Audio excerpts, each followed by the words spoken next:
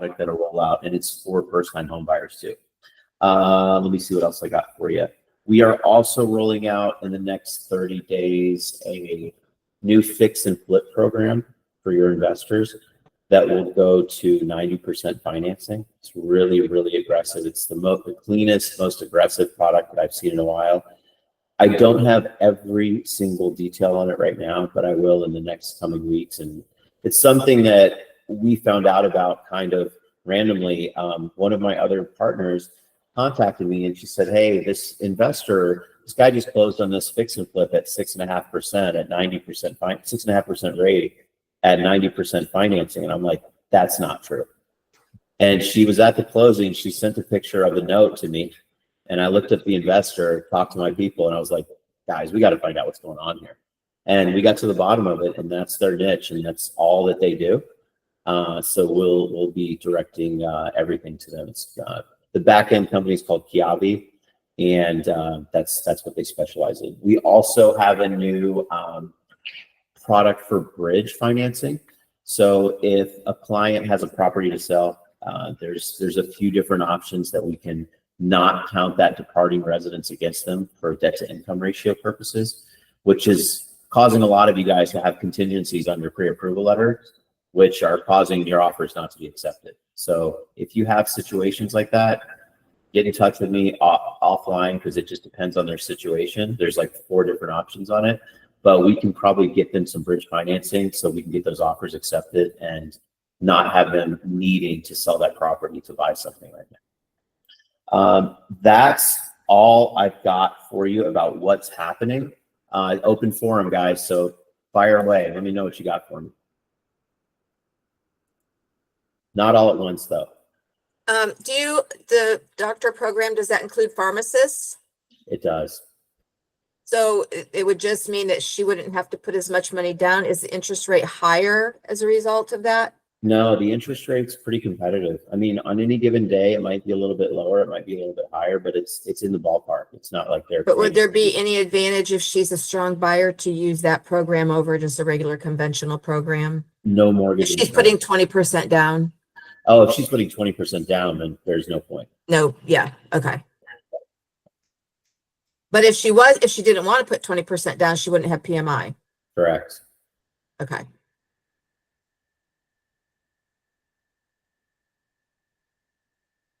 Guys, come on. Paul, will you go over your DSCR options? Yeah, I mean, we've got, for everybody who doesn't know what DSCR stands for, it's debt service coverage ratio. And then I say that and people go, what the hell does that mean? Because we're not really known in our industry for our sexy names for products or descriptive names for products by any means. So DSCR, what it means in a nutshell is that the mortgage payment on the property that they're purchasing, the investment property, will at least match what they could rent it out for through either AirDNA or a comparable rent schedule from an appraiser. We even have ones where it can be a little bit less. We can go up to 15% down with those. So send them over, we can do it. It works great for your self-employed buyers that are not claiming enough income, right, at the end of the day.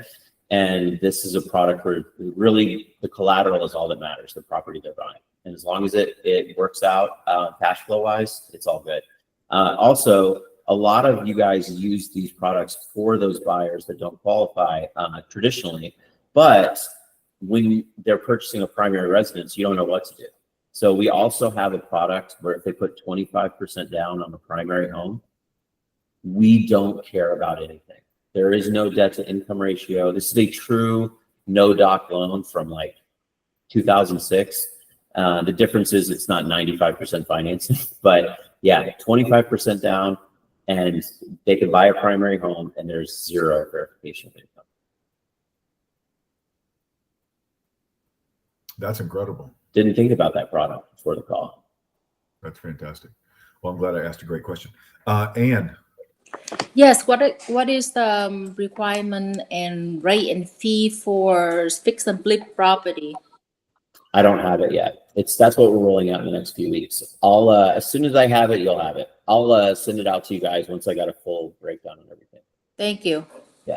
It's the last one I saw was in the low 7s to high 6s. So it's not that bad. That's very nice. I Yeah. used to have like 10, 12. Yeah, for sure. Yeah, it's not that bad. Good question. One more thing too, guys. A lot of misconceptions happen with this. I just saved like 3 of these deals.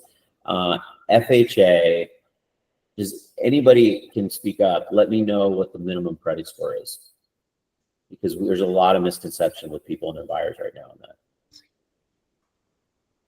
Anybody? Take a guess, people. There's no wrong answer.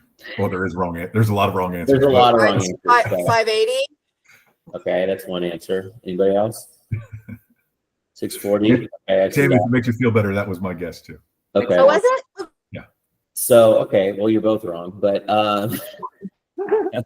so that's huge, guys, because sometimes you may talk to somebody and it's a potential buyer, and you're like, hey, they said, hey, I've got some credit challenges, and they say they have a 530, and you tell them, well, I'm going to send you to a credit repair company, or you can't do it right now because it's not a 580 or a 640. I just saw. None of that's true. Just send them to us, because I just got one approved yesterday for 520. Okay, so it's all got to be run through DU, Desktop Underwriter, right?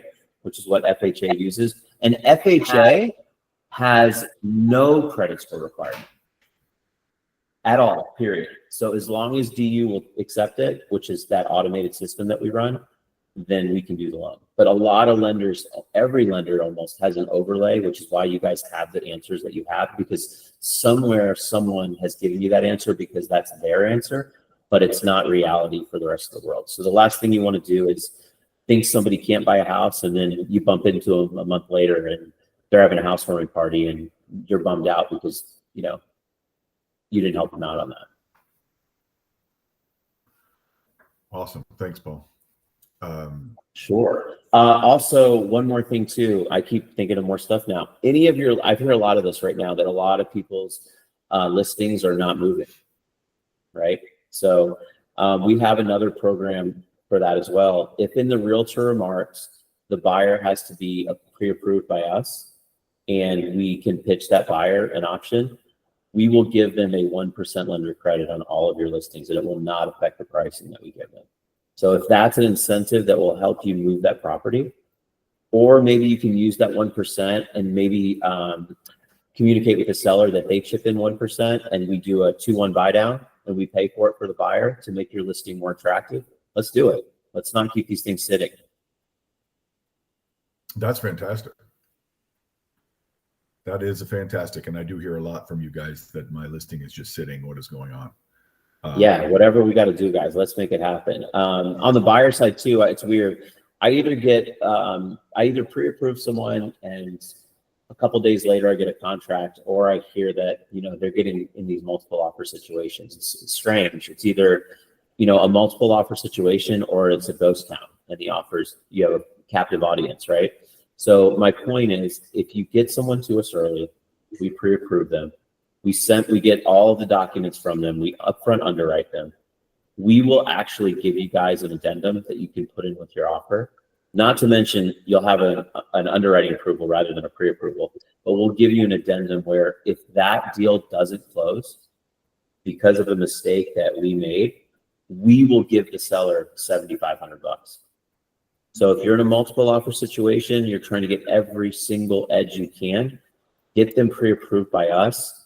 Let's get them fully approved. We can close quickly, and we can offer that addendum to motivate the seller too, that this offer is better than any other one, because they'll know if it's not a sure thing, they're getting paid.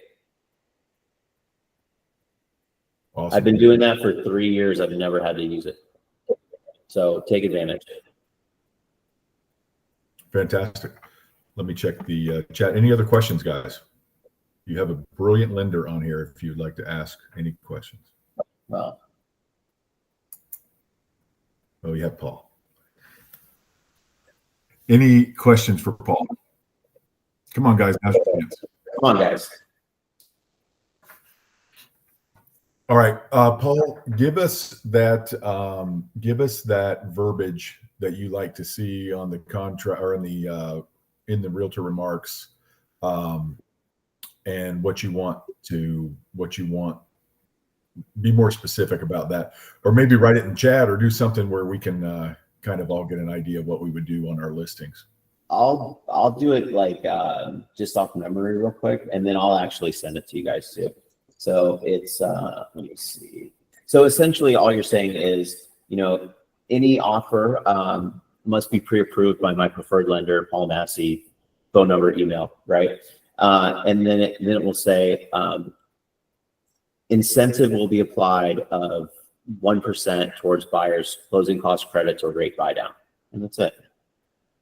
Okay. And then if you want to obviously add to it because you want the seller or you want to throw something in there, then we can change that number, right? Okay. It sounds better than I just said, but that's the gist of it. Okay. Okay. Vivian, can you type your question? Vivian has a question, but she can't talk. She can't on here. How long should a bridge loan take for 1/4 or 1/3 of loan to value? It doesn't matter the LTV. It's going to take 30 days, just like any other loan. Is that the question? Yeah, she's nodding her head. Yes. Okay, cool. All right. Any other questions for Paul? All right. Well, Paul, thank you very much for coming in, bud. Thanks, guys. That was too easy. Also, Ryan, if there's a like a group email I can send some of this to, or I'll just send it to you, whatever works. Perfect. Send it to me. It's fine. I'll Okay, send it cool. All right, guys, go get him. Have a great day. Thanks, Paul. All right, guys. Not a lot of questions for Paul, but it sounds like good news in the interest rate department, getting better. Historically, they're still great, just not recently historically. So, kind of interesting. You can tell that things have been slow because lenders are opening up their I mean, I've never heard 520 or whatever he said, 530 buying a house before. And they're opening up their no doc loans and all that stuff with 25% down. Of course, like he said, it is different. They were doing, I don't know if you guys remember in 2006 when we got in so much trouble. If you saw the movie The Big Short, and you know what I'm talking about too, even if you weren't around in 2006, 106% financing with no documents. So just stated income. Yeah, I work at Burger King and my wife works at Wendy's, and we make $250,000 a year, and we'd like 106% financing, please. We leave closing with money in our pocket and a mortgage with an adjustable rate. So makes things tough. So, all right. What kind of questions do you guys have for me? Well, I got one by email. How many of you guys are aware of the changes coming in the clear cooperation policy? You guys aware of this? What NAR has been up to? I'm going to share this. You can explain it. I read it, but I'm not sure I really understand it. It doesn't, I will, but it doesn't matter. It's going to change. This doesn't happen until September. And you guys know how these things are. Yes, Christine, it's confusing. So it doesn't matter how I explain it right now, but I'm going to anyway. Because it's as well as I understand it. And it doesn't, like we did with the other, the big thing last year with the compensation, all the changes.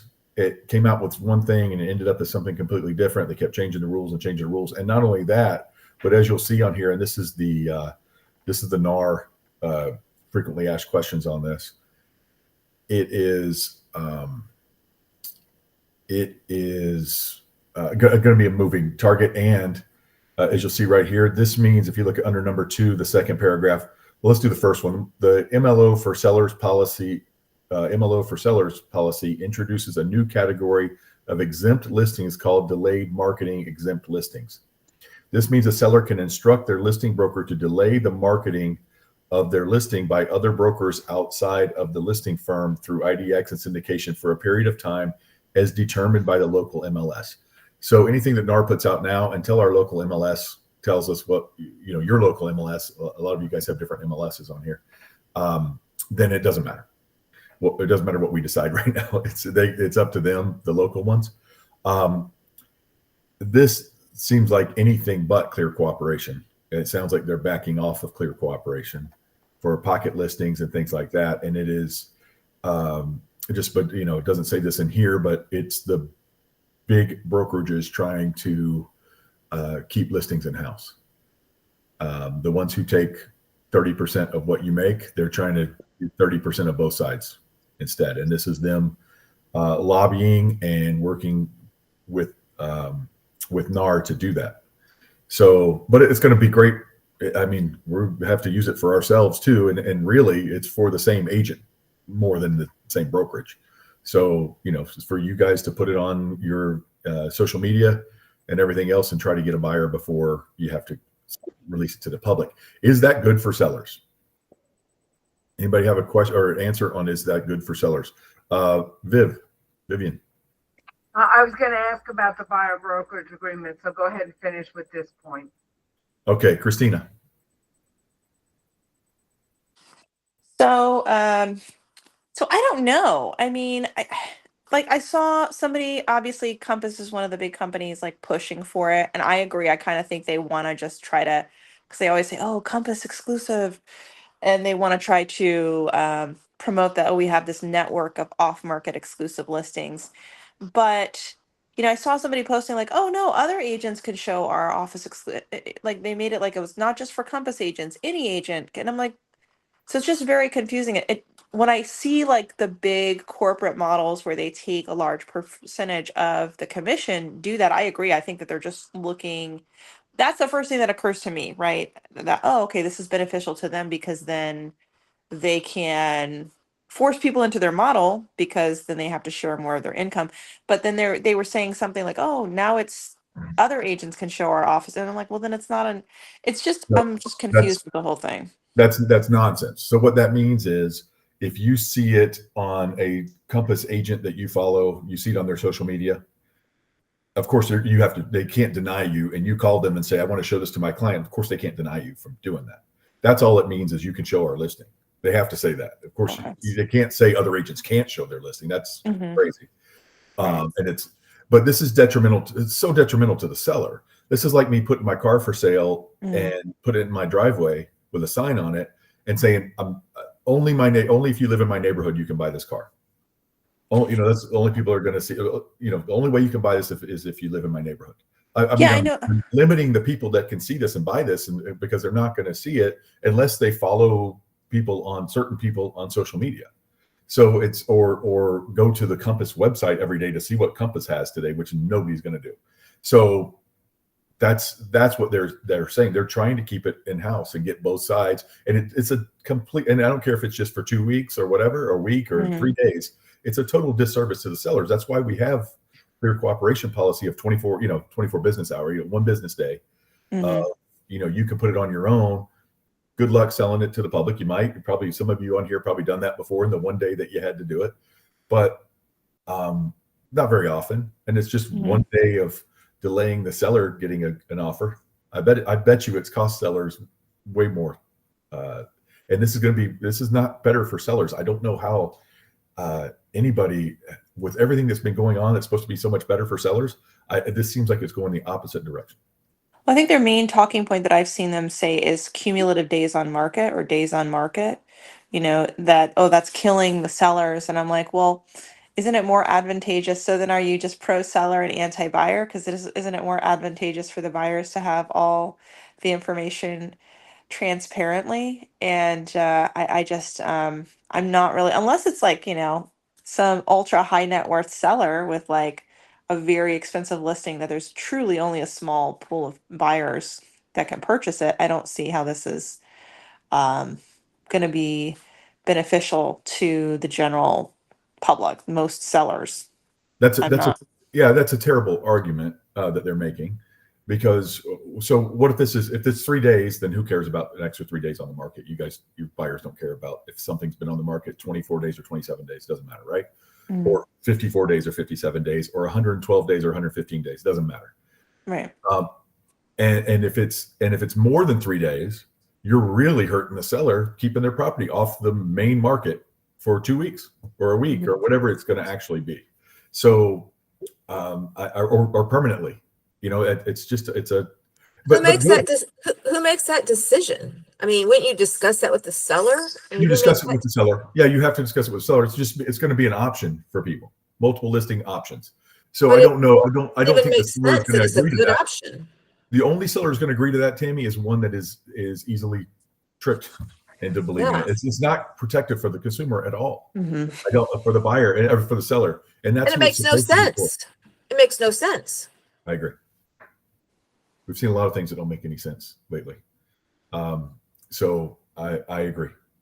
Yeah, and I think it's like beneficial. Somebody else brought the point that like, okay, this is, the people that are potentially in maybe NAR's ear are, platforms and portals like Zillow or Realtor or something like that, because it's more beneficial. Like they want the clear cooperation because then they get to have it on their portals. And it's like, I just don't know. It sounds like they're trying to look for like a happy medium to make everybody happy. But I just don't know how that happens, and I don't know what they're proposing now. Is that like there's an option? I don't know. I just don't understand. But I agree. It's going to change. Yeah, I really don't want to get too far into the nitty gritty of this right now because it's going to change. But just the idea of it is it's giving you guys options where you used to have 24 hours to get it on the MLS. It's going to be longer, and I don't know if it's going to be days or weeks or months or eventually just doesn't have to be on MLS. And it's kind of where this was headed anyway with the MLS. I mean, this is all a crackdown. This whole thing has been a crackdown on the MLS and antitrust. So I kind of see where they're going with that, but they should just, make it where a seller can say, I don't want my property in the MLS. They could already say, I don't want the address on there. I don't want this. And you guys, those of you who have sold investment properties know some people don't want, or commercial properties, some people don't want their tenants to know the property's for sale or whatever. I don't want a sign in the yard. I don't want the actual address. I don't want it actually shown to people. I can't walk people around in there because I don't want my tenants. This happens a lot in commercial. I don't want my tenants to know I'm selling the building. Maybe they've got a renewal coming up, or they've got this or that, or I don't want to disrupt their business, or they've asked not to disrupt our business or whatever, right? But we don't care if you sell the building. Can't stop you from selling the building, but I don't want to disrupt my business. So you get that kind of thing. I don't know exactly where this is going. Nobody does. So for now, I did get asked about it. That's why we're going over it. But for now, some of these answers are interesting. I'm going to share this FAQ with you guys. You guys all got it, and you could probably get it off their website, but I'm going to share it in the chat.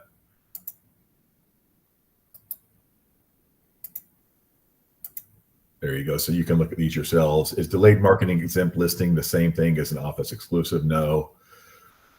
Office exclusive listing is an exempt listing where the seller has directed their property not disseminated through the MLS and is not publicly marketed. Office exclusive listing may require submission to local MLS rules, but not disseminated to other MLS participants and subscribers.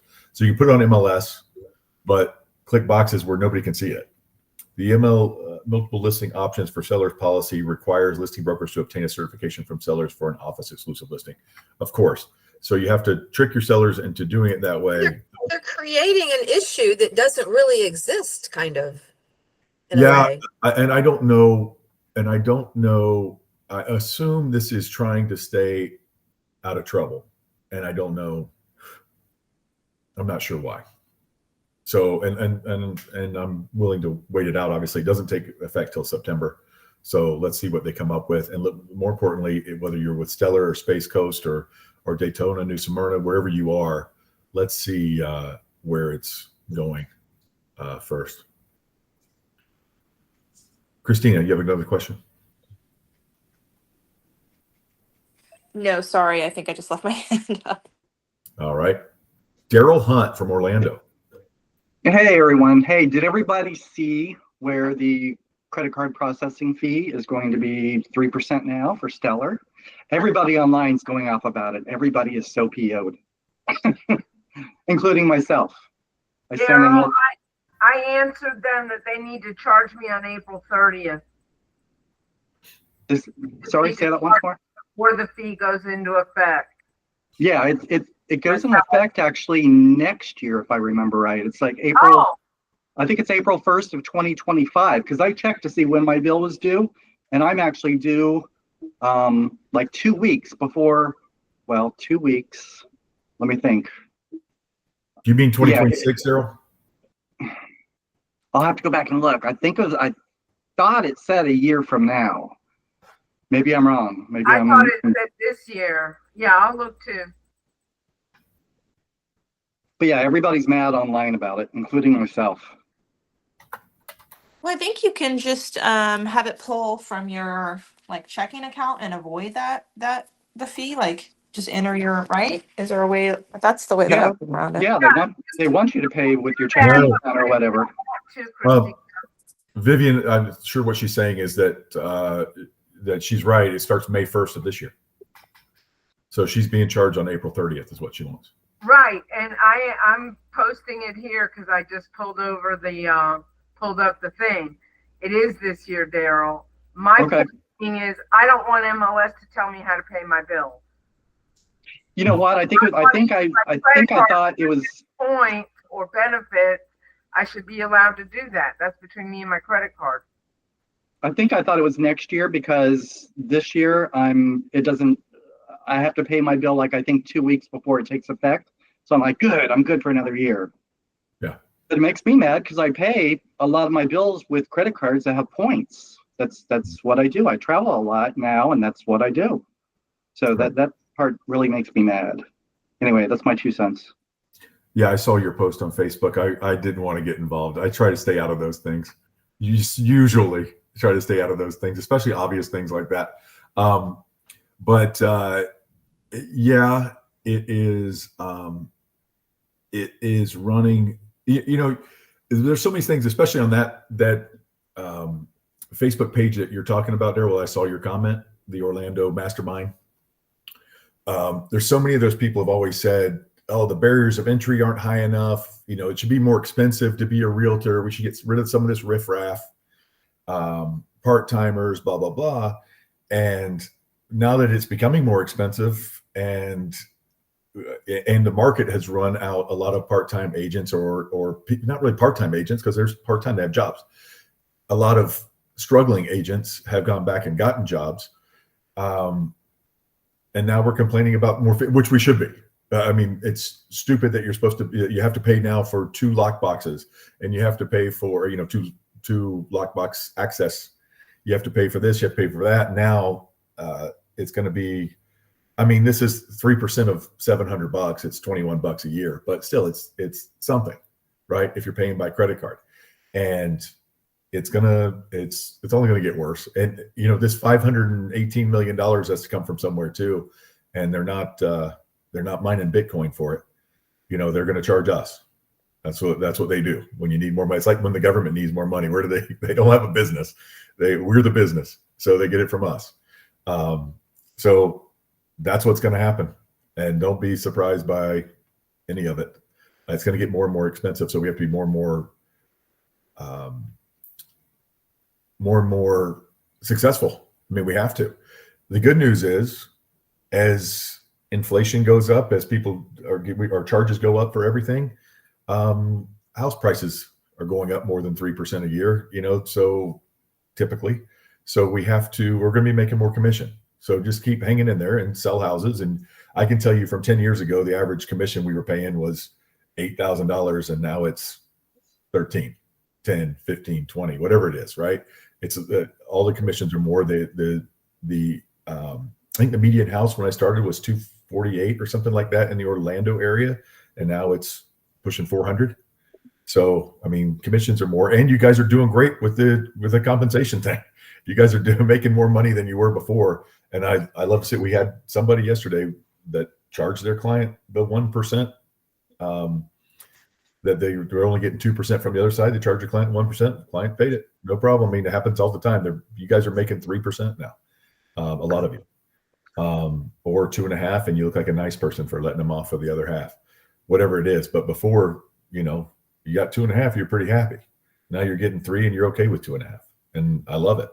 You guys are realizing you can negotiate, stand up for yourself. And I'm very proud of you. I thought you guys would be weak. You wouldn't do buyer brokerage agreements before at all when they didn't have money on them. And now you're getting all your clients to sign 3% buyer brokerage agreements. It's fantastic. And that allows you to go after 3% on everything that you do. Christina. So I had a couple points. The one thing I wanted to get everybody's opinion on, somebody in California or something sued their buyer's agent or is suing their buyer's agent because the buyer's agent passed on feedback.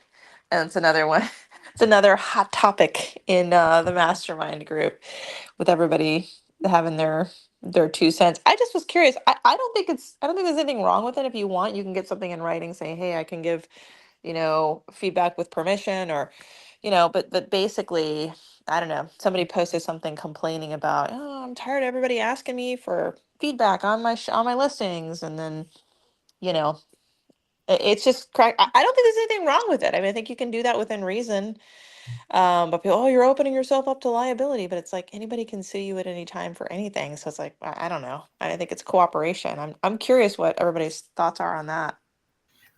So this came up last year or the year before, something like it's been out there a while. This TikTok story about somebody getting sued for that, and there's been question if it's even real. And I don't know if it is or not. I don't think there's a lot of liability with it unless you say something really stupid. I don't remember the details of it. I remember we talked about it in here maybe a year and a half, 2 years ago, unless there's a new one. But yeah, I mean, as long as you say my client just didn't like it. I mean, my client wasn't happy with this or that. And then I know in this particular case, they went back to argue it. They went back to buy the same property. And so they went back to buy the same property. So it affected the deal somehow or something. Christine, you just watched this or whatever, or read about it. What happened on it? No, yeah, I think that's the only one I've seen mentioned where it's like that, like they saw the house and they gave feedback like, hey, it's something about the feedback affected. They came back and they made an offer and they didn't get what they wanted. And supposedly it's because they didn't like the feedback they gave the first time. Yeah. So you can say things like the house smelled bad. I've seen people argue about that stuff. That I have seen in real life, not myself. I've seen it posted where somebody comes in and said the house smells terrible, blah blah blah. The listing agent tells the seller and told them who said it, what buying agent said it, not the actual buyers, and they contacted the buyer's agent and went off on them. My house doesn't smell bad, blah blah blah blah blah. Yeah. So, and honestly, you can get confused if you go look at 5 houses today. Good luck remembering which one smelled bad and the right address, and you do that. And they might have been right. Maybe their house didn't smell bad. So, and you can't write, and you guys know that you show too many houses in a day. First of all, you're not going to sell it. Second of all, because the buyers are going to be confused too. Second of all, you can't get good feedback. You don't remember which one was which. You have to take pictures of everything. And a lot of times you're showing a house that's occupied. They're out at Starbucks while you're there or whatever. But you don't want to take pictures in these people's house. It's not right. They've got their family pictures out and they've got stuff out. They're not supposed to or whatever, but they do. And I'm sure that they don't. And they've got cameras in there watching you take pictures of it. So it's listening to you, everything you say. That's yes. And make sure you know that too. They have video and audio. So yeah, just be careful with feedback. Just be general, whatever. I mean, if a listing agent is hounding you for feedback, they want feedback. And a lot of times it's just, and I read that post on there too. A lot of times it's just, a lot of times, like somebody pointed out on there, I told them that they need this and this, but it's my cousin and they're not going to listen to me, but they'll listen if a buyer's agent tells them. That's why we didn't buy it. That's why my client didn't like it, was because of this or this, right? So, I told them they need to get the carpet out of there, whatever it is. And, I told them they need to paint the ceiling because it's got old stains on it and they won't do it. But Christina says that, and now they're like, okay, well, 3 buyer's agents have given us feedback that it's a bad thing, whatever, right? Turn their buyers off. It doesn't help to say things like, that's why I never would allow third party comments on the MLS or anywhere else is, it's never helpful to say it's a bad neighborhood or it's this or that, right? But it is to say, it's a little overpriced compared to my comps. It's, the backyard was just too small for them. They have 3 kids, whatever it is, like real feedback, whatever, nothing wrong with the house, just a little small for what they wanted. There's nothing wrong with feedback typically. Just be careful about offending people, stuff like that. So I think if I remember, Christine, those people offended the sellers with their feedback, and then the sellers didn't want to deal with them, and the buyers were mad because the sellers wouldn't deal with them, or something like that. Yeah. Yeah, I mean, I just think like people are just, I don't know. I see a lot of anyway, I saw a broker owner in that thread talking about, oh, I agree with you. Yeah. I feel like they're just trying to recruit people with their, devil's advocate answers. But I agree. I think it's just like within reason, you can leave feedback. And then, obviously if that agent wants feedback, give them whatever feedback you can, because what if they have another listing that your buyer likes, but then you're ignoring their requests or not, you know what I mean? So it's like they might have something else that your buyer likes. It's like people are just not thinking about that aspect. Anyway. Yep. All right. Tammy. Okay. I'm driving. So I have a buyer. We're under contract on a house and it's got a tile roof on it. And the home inspector found a leak in the roof. And so we had a guy come out and estimate it. Bottom line, the agent said to me, well, because they're buying a house, we're doing a simultaneous closing. And she's like, well, if the roof can't get fixed till after closing, basically we just have to do it that way. And hopefully it's not going to happen that way, but how would you, I'm not comfortable with that, but yet I don't know. She's like, cause we can't move the closing. So what would you say? How would you handle that? And do you think it's irresponsible to close on a house where there's still a roofing repair outstanding, but we have the estimate, we have the roofing company, if that were to have to happen? Yeah, there's nothing wrong with that. That happens all the time. No? Yeah, Okay. you hold it in escrow. You hold the amount plus a little bit in escrow in case they find more problems, and then you release okay. it. Yeah. Just have the title company just holds it and doesn't release it until everybody is satisfied. I have another problem in the same house. It was the nicest house. It's so weird. I didn't expect anything. In the hallway, there was like a round, kind of a moist spot of 12 on the moisture meter, but everything around this spot is dry. And above on the second story, it's like a landing area. She had her husband, who's an inspector too, come out, and she's like, I have a second inspector coming, but she's like disputing that there's even anything there. And so I have a second guy coming out. She kind of put the inspector down, but I'm sure we'll get it worked out, but it's just kind of an odd situation. Has anybody ever dealt with that where you disputed with the seller on if there was something there and they're saying, well, that we don't think that's anything? Yeah, and I think in this case, it's a good thing it's an as-is contract, so you can go somewhere from there and not have to hire a third inspector. Yeah. And yeah, of course you run into that where, we know about that. There's nothing, that's not a thing. But I guess I always feel like if I don't, I just feel like I just am afraid to close on something where there's a potential problem and then the buyer has to rip the ceiling out, and I feel terrible about that. Like she's minimizing it and it might be nothing. I'm hoping the second inspector, says you're fine, blah, blah. But, I would hate for it to be something big. yeah, and you have to get to the bottom of it before closing. So they've got to get to the bottom of it. That's all. Everything that you've done is fine as a realtor. You're great. Everything is disclosed. So that the inspectors have identified a potential issue. Your hands are clean, but you want your buyer to be happy. So Right. they've got to get to the bottom of it before they close. That's the bottom Okay. line. I don't care how many inspectors have to come out. Okay. I don't know what's between the first and second floor. Doesn't sound like there'd be plumbing. Well, or anything. we're thinking maybe AC lines, and there are 2 bathrooms on either side of that landing upstairs. So the guy's gonna, do some things. But the inspector said, you can put a little hole in there, and you can take a camera and look around, But they're like, well, there's no problem here. So we hardly see that spot, which it is very hard to see.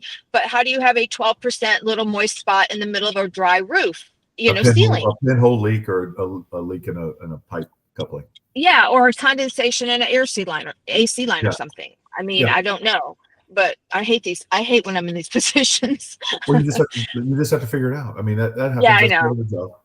Yeah, I will figure it out, hopefully. How much is this house Sure. worth? Damn. It's 875. We did yeah, we did 885. We did 10 over, which is now good because they've had to put all this money into the house. And it looked like a wonderful house. It's 885 is our price. Okay. I'm going to be that guy right now that you don't want to hear say this, but you're going to make 25 grand. Let's figure it out and be patient. Oh yeah, I'm paying for the second inspector. That's on me. I'm like, I want a second inspector out here. But- So yeah. Good for you. Good for you. That's Yeah. wonderful. And congratulations. That's great. And it doesn't sound like a huge problem, even if it is a leaky AC line or whatever. It's not a big problem. Yeah. But it's absolutely worth. I don't know why the seller doesn't just say, "Yeah, come on out." I mean, Well, and it's Yeah. like the agent is almost like protecting the seller because not that she doesn't want to do anything, but she's a very successful agent, but she's almost like pushy or intimidating and like, telling me these things, like, oh, the other thing is she wanted to close, we're closing on a Friday. And she's like, can they just stay a day or two to move? And I was like, well, what reason would you want me to tell the buyers that that's what you need? That why couldn't they be out on Thursday like everybody else that closes, And I mean, these people have a very severely mentally ill child or daughter, and they're under so much stress. And I feel bad not accommodating them, but really, why can't you be out by closing date? How many people get an extra day to move when you close on your property? Is that, I've never had, I have it if you did a post occupancy, but not just, and we don't need to do anything in writing. We'll just let them have another day. I'm like, no, I don't no. no, But anyway, nope, absolutely but not. so You own she that feels property. like If I they- feel like she's just so for the seller that she's not willing to, like, we're not to put a hole in the ceiling to see, check that out. I mean, they think that's ridiculous. And, but I don't necessarily think it's ridiculous to figure out what the problem is. It's not ridiculous at all. And Okay. you're not being ridiculous at all. Stick to your guns. You never, guys, this goes for all of you. You never want your client to own a property that someone else is living in without a lease or something like that because of the liability.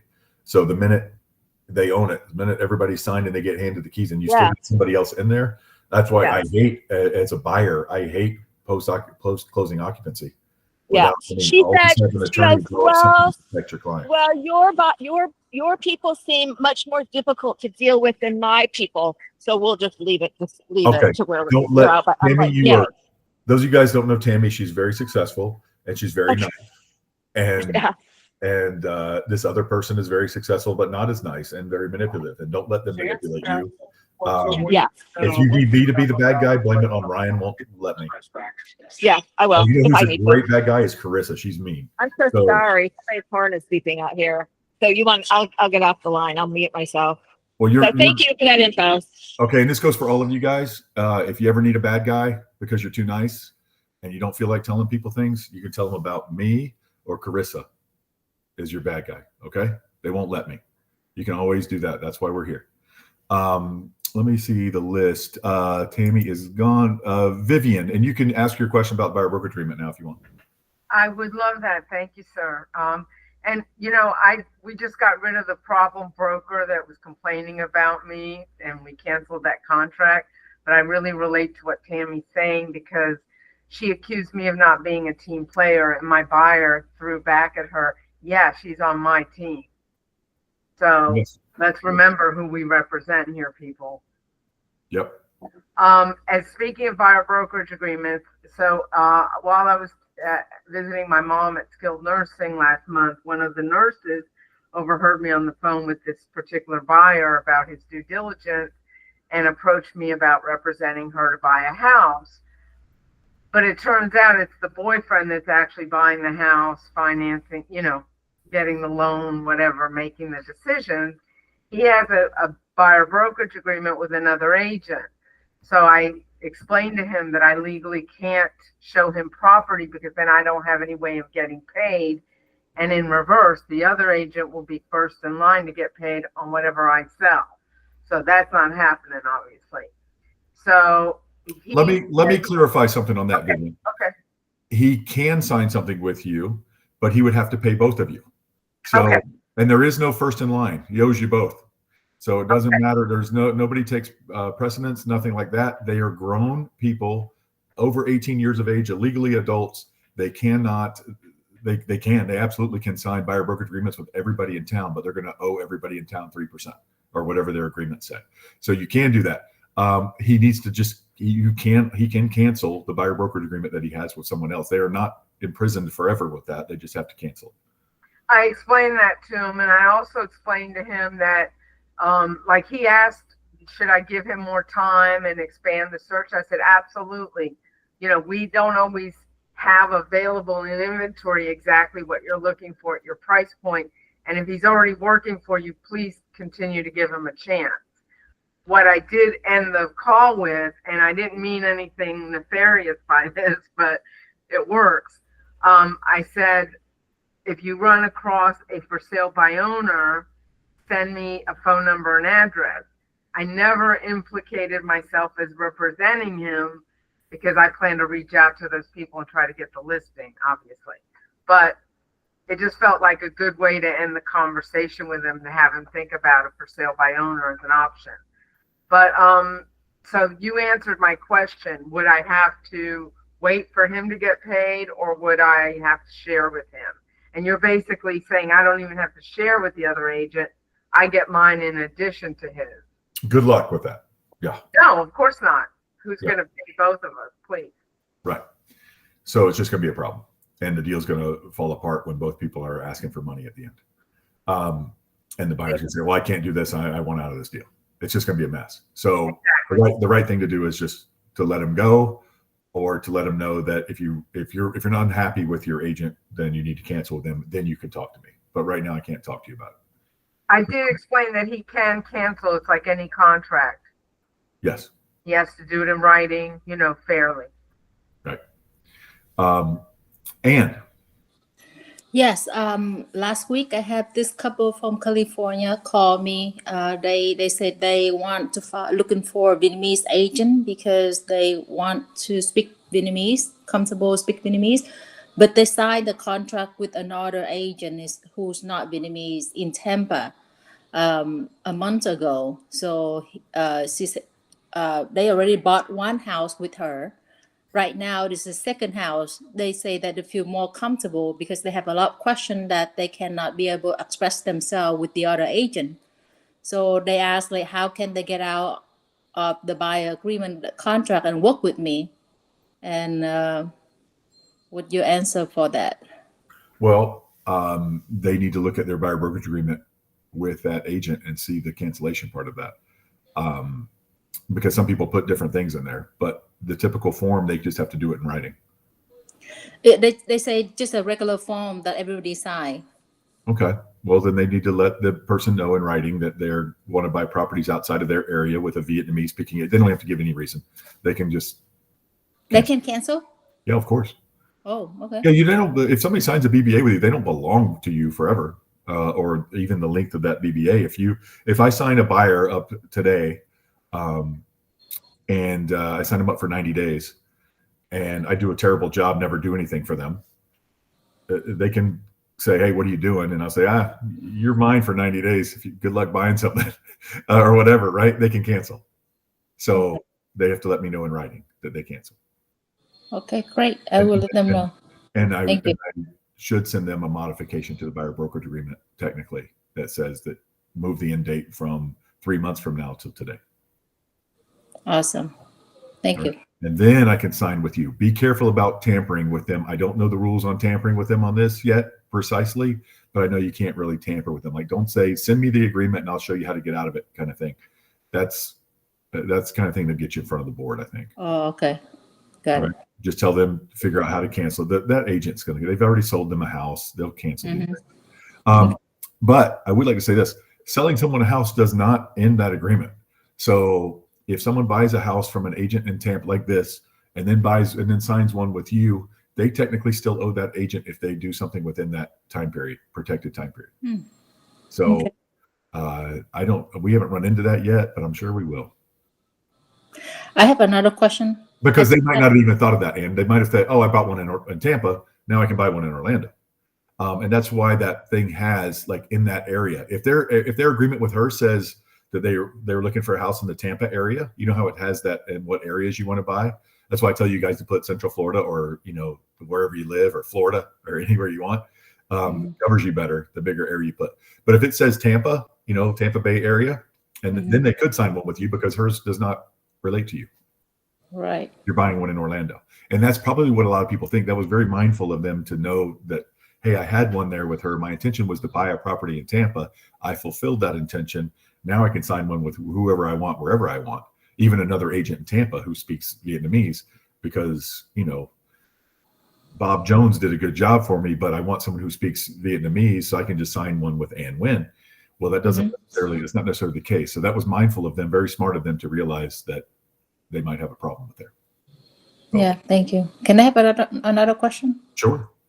Okay, I just got the contract 4 days ago on my listing, and the agent did not put the deposit until yesterday. And I told her upfront that I will not put pending until title company receive the deposit. So they put it in, but on the same time, they seem like they want to cancel the contract. So I'm keep asking her, are you sure your buyers want to go? Because I have a backup offer, and she did not answer me yet. So should I still put do I have obligated to put pending, or? Great question. Yes, you already were obligated the minute it went under contract. This waiting until it drives me bananas that you guys do this. Love you, Ann, but it drives me bananas that you guys do this. Do not do this. It's a violation of MLS rules. As soon as it goes under contract, within 48 hours, you're supposed to mark it pending. So regardless of making the deposit, that is not a real thing. That is something that some jerk came up with on their own. It had to be a dude. Hate to be sexist, but that's a guy thing. And then people just thought it was a real thing. Daryl does it. Look at him. It was his idea probably originally. And I hate that people do this. It's not real. You're not allowed to do it.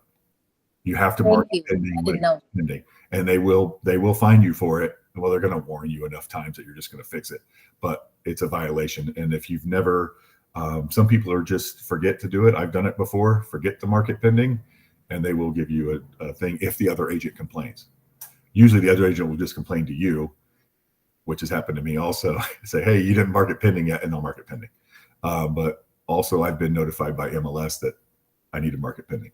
So it happens, but I don't wait for the deposit because that's not MLS rules. That's a violation of MLS rules. So yes, you have to mark it pending, even if you have a backup, even if they seem shaky, whatever. And they have 3 business days to make their deposit. So if they sign a contract with you on Friday, day 1 is not until Monday. Or if they sign it Saturday or Sunday, day 1 is Monday. Got it. Thank you. Friday's day 1, Monday's day 2. All right. Any other questions or comments? And holidays, of course, push that off another day. Any other questions before we go? I want to give you guys a little bit of update with us. We are doing wonderful March numbers. You guys are, when I say we, I mean you guys.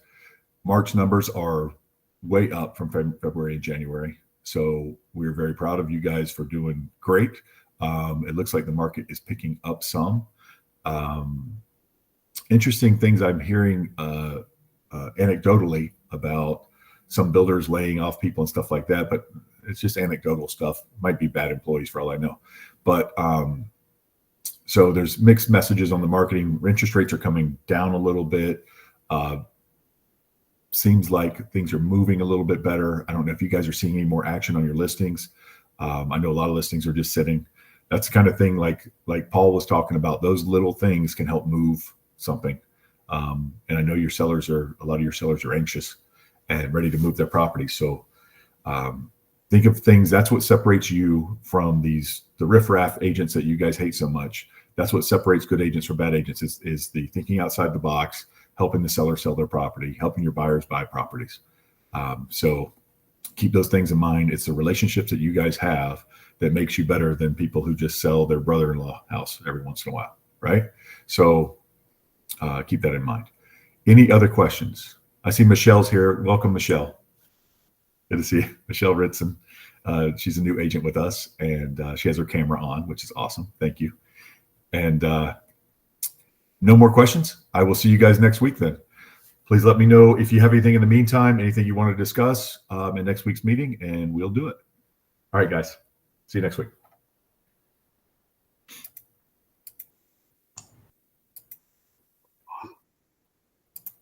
Product that'll roll out, and it's for first-time home buyers too. Let me see what else I got for you. We are also rolling out in the next 30 days a new fix and flip program for your investors that will go to 90% financing. It's really, really aggressive. It's the cleanest, most aggressive product that I've seen in a while. I don't have every single detail on it right now, but I will in the next coming weeks. And it's something that we found out about kind of randomly. One of my other partners contacted me and she said, hey, this guy just closed on this fix and flip at 6.5% at 90% 6.5% rate at 90% financing. And I'm like, that's not true. And she was at the closing. She sent a picture of the note to me. And I looked at the investor, talked to my people, and I was like, guys, we got to find out what's going on here. And we got to the bottom of it, and that's their niche, and that's all that they do. So we'll be directing everything to them. It's the back end company is called Kiavi, and that's what they specialize in. We also have a new product for bridge financing. So if a client has a property to sell, there's a few different options that we can not count that departing residence against them for debt to income ratio purposes, which is causing a lot of you guys to have contingencies on your pre-approval letter, which are causing your offers not to be accepted. So if you have situations like that, get in touch with me offline, because it just depends on their situation. There's like 4 different options on it, but we can probably get them some bridge financing so we can get those offers accepted and not have them needing to sell that property to buy something right now. That's all I've got for you about what's happening. Open forum, guys. So fire away. Let me know what you got for me. Not all at once, though. The doctor program, does that include pharmacists? It does. So it would just mean that she wouldn't have to put as much money down. Is the interest rate high?